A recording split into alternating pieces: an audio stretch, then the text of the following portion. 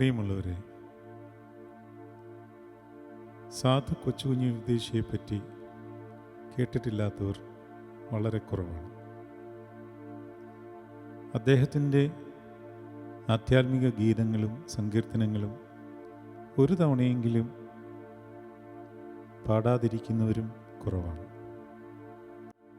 ഇന്നും ആശ്വാസഗീതമായി നമുക്ക് അനുഭവപ്പെടണം എന്നുണ്ടെങ്കിൽ കൊച്ചുകുഞ്ഞു ഉദ്ദേശിയുടെ പാട്ടുകൾ തന്നെ ശരണം.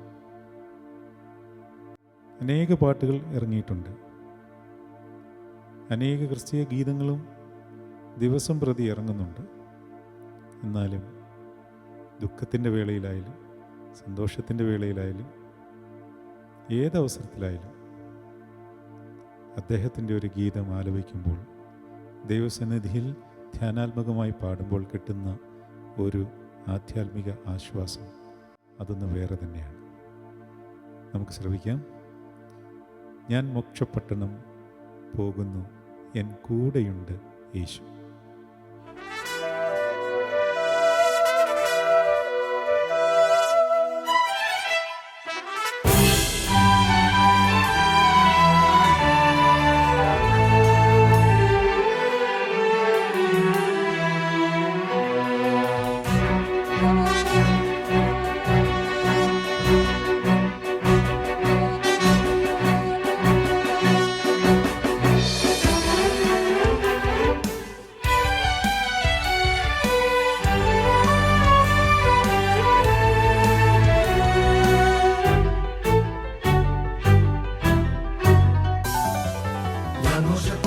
പോകുന്നു, എൻ കൂടെ മുൻപിലുണ്ട് യേശു.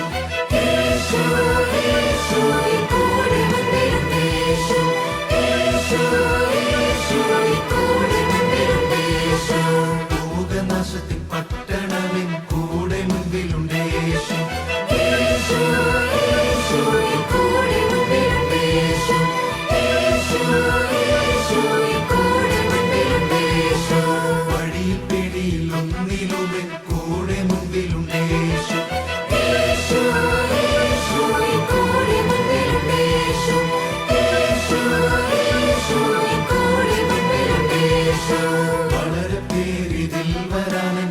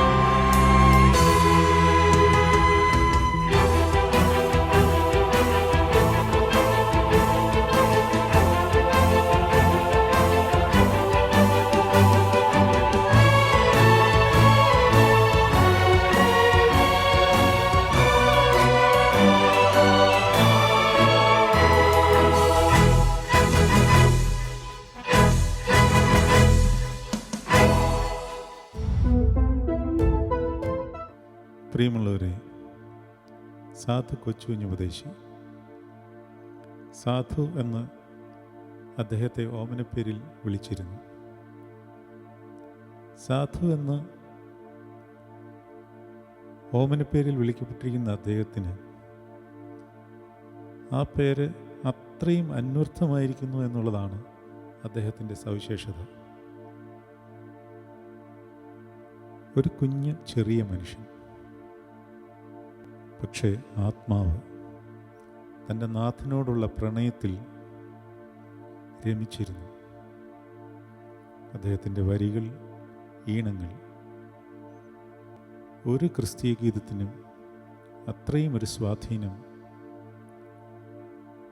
അത് പാടുന്നവരിൽ ഉണ്ടാക്കിയിട്ടുണ്ടോ എന്ന സംശയമാണ്. ചില പ്രത്യേക ഗാനങ്ങൾ സുപരിചിതമാണ്, എന്നാൽ അത്ര സുപരിചിതമല്ലാത്ത അനേക ഗാനങ്ങളും അദ്ദേഹം എഴുതിയിട്ടുണ്ട്. അനുഗ്രഹക്കടലേ എഴുന്നള്ളി വരിക ഇന്നനുഗ്രഹമടിയാരിൽ അളവന്നേ പകരാ. മുഴുവൻ വരികളും ശ്രദ്ധിച്ചാൽ നമ്മുടെ ആധ്യാത്മിക ഭാവം സ്വർഗത്തിലേക്ക് വരും.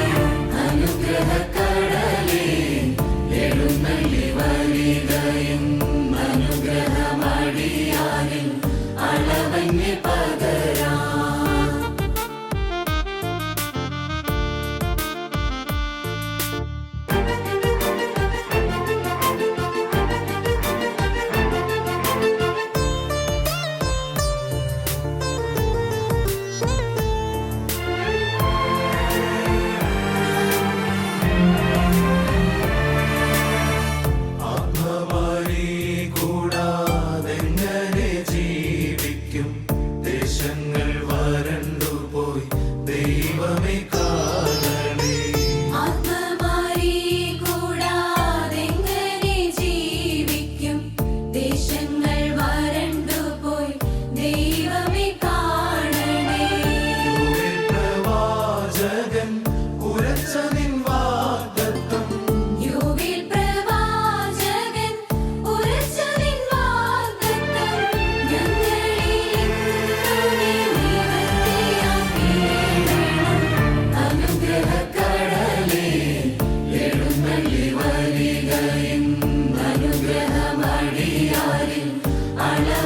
പതറി